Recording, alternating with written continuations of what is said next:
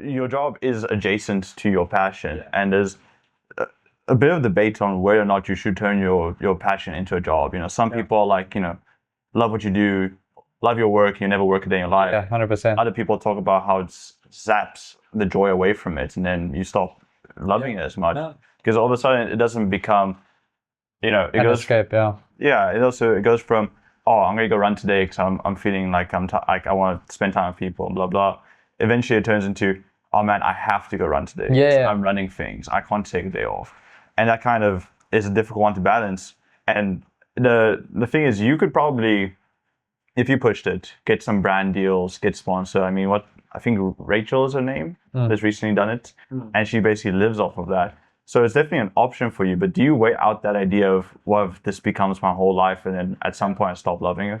Yeah, I think that's the scary part of doing stuff like this. I mean, like I'm sure, like like I do my own content as well and things like that, and like my job as well. It's demanding. Like being client facing, it's hard. Like you're giving a lot of energy to other people, and you get to a run club and you're giving a lot of energy to them.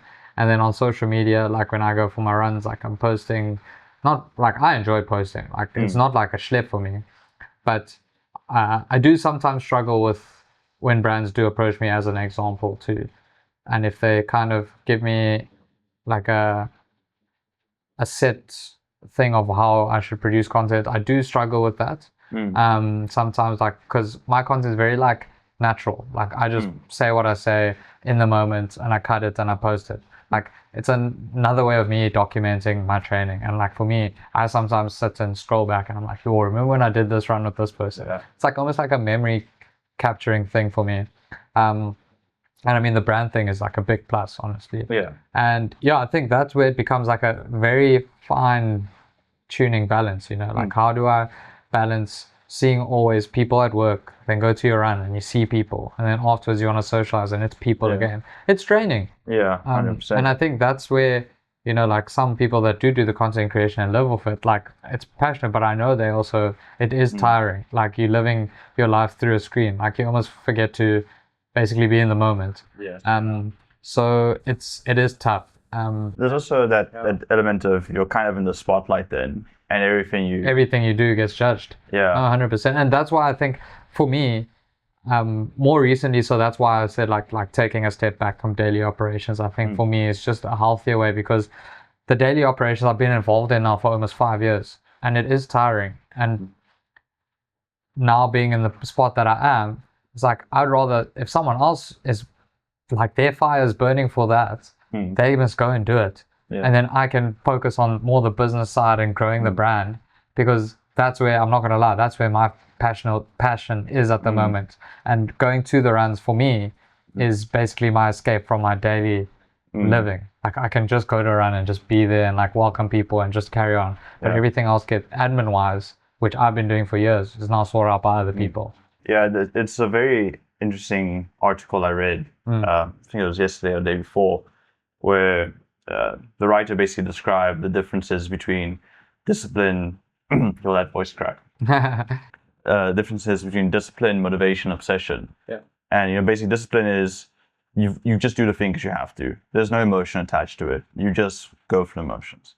And then motivation is like, I have incentive to go do it. I want to go do it. It's nice for me. I get a reward from it. And obsession is when you can't imagine yourself not doing the thing. And that's when, you stay up at night thinking about it, or you constantly ruminating about what it could be like. And those are the times where you should go balls to the wall. As soon as you're obsessed with something, don't try and find balance. Burn out as quickly as you can, like work on it 12 hours a day, think about it all the time, chat to people about it.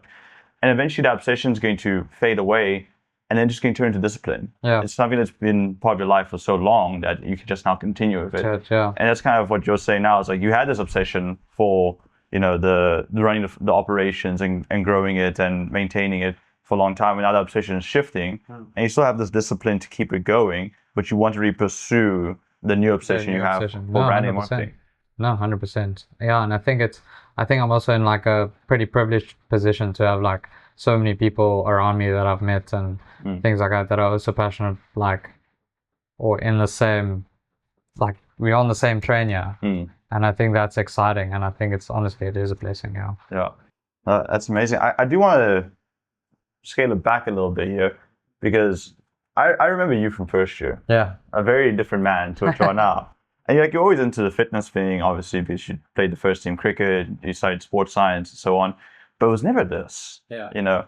And you were also quite a bit of a joller. Yeah. Still lingerments of that yeah. your personality.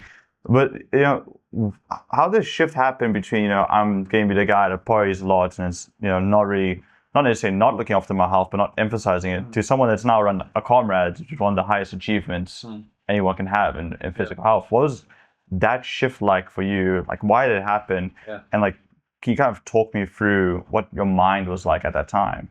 Yeah, I mean, naturally, when you go into varsity, like, everyone has that phase of their life where they like go party and meet people, and it's like, you know, it's a new era of your life, like you're away from home. And I think that for me, it's exciting. Like, you know, like I think I'm also a guy that when I will put my mind to something, like I'll do it, and I'll do it like 100%. And like at that stage, like I played really hard. I also partied really hard, and I studied really hard at the same time. Like I got through everything. And I think the change kind of came about like, during COVID, like there wasn't really that aspect of it. Like I trained really hard, and I still trained. There wasn't really anything else to do. So I picked up new skills, like practiced my golf, baked, like, you know, did TikTok trends, like, you know, you do all of that stuff during COVID. And when I think COVID just flipped my brain, like, geez, like I got into like this routine, like every day I trained twice a day. Like it wasn't anything hectic, but like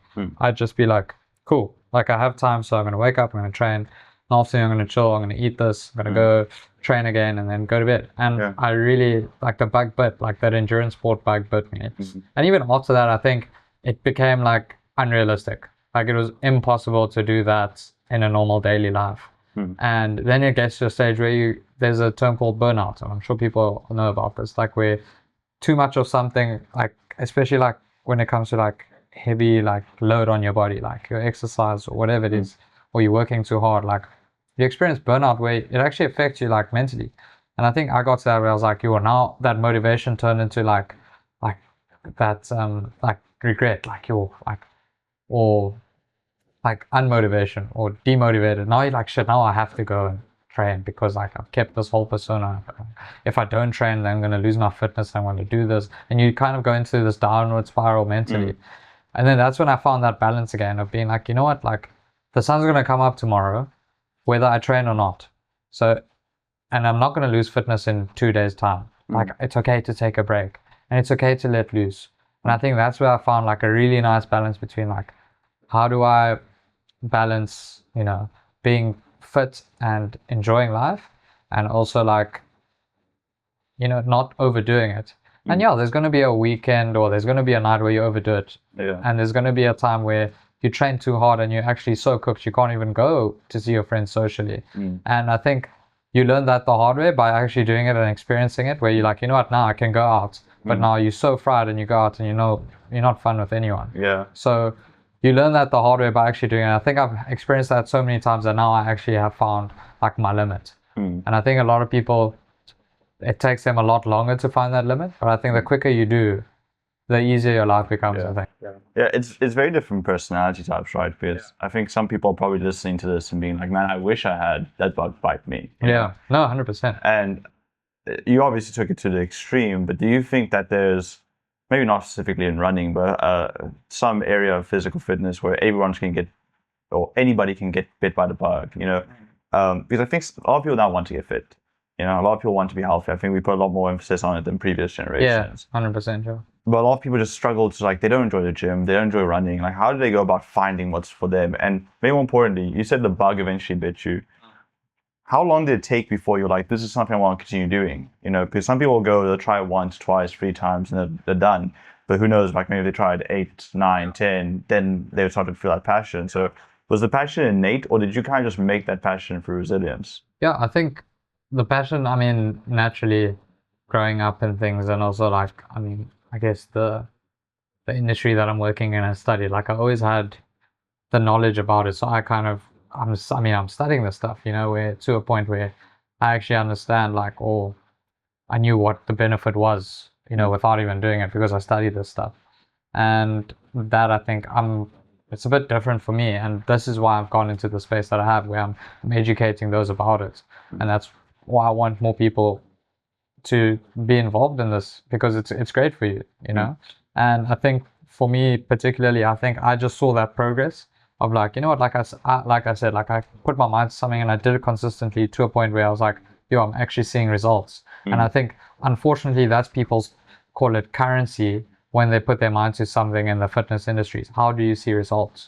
Because at the end of the day, like, as much as people are like, oh no, I'm not chasing results, or like, oh, Everyone is. I didn't care about my time. You did. Like, whether it's your time, whether it's how you felt, whether how you look. And I think that's where, like, there's so many different avenues, and the only limiting factor is how far you want to take it, let's be honest. And the only limiting factor is yourself. Like, things, I think, which is really awesome right now, is like, there's so many different types of events. I mean, there's high rocks, there's running, there's park runs, there's Jiu-jitsu's getting huge. Exactly. It's like I'm just talking about, obviously, the basic ones, but there's so many different avenues to, like, there's orienteering, there's There's what? Orienteering. Have you never heard of it? There's like GPS coordinates, and like you read a map and you go find the things in like a park. Oh, it's like advanced hiking. Yeah, basically, it's an advanced hiking with no like technology, basically. But like, there's so many different avenues to get fit. Like, the other day I was walking in Kilburn Park and I just saw this guy reverse his car into the parking lot, open up his boots, and he just takes out kettlebells, bands, dumbbells, cones, and there was like a full-on like CrossFit session happening at 6 a.m. on a field. And like, there's literally no excuse for someone to, like, obviously, given circumstance, obviously, like, to wake up and like do a little bit every day. And I think people have now got it a bit misconstrued, where they think that a little bit isn't enough. And I think that's where they're like, yo, like, I only ran for 20 minutes. And then they go onto Instagram, like, yo, I'm proud of my 20 minutes. Go onto Instagram or social media or Strava. And it's like, yo, this person did 20 Ks. I don't want to post my 20 minutes. Yeah. And that's where I think, as much as social media and Strava, I do it, I still do it. But with social media and Strava, as much as it could be such a great thing, it can also be a really, like, degrading thing as well. Because comparison is the thief of joy. Exactly. Hey guys, hope you enjoyed that clip from the interview of Agu. If you want to come onto the podcast, remember, all are welcome. Just fill in the form in the description and we'll see if we can have you on. If you want to watch the full podcast, click on the link here. If you want to watch anything else from the channel, click on the link here. Thanks for watching, guys.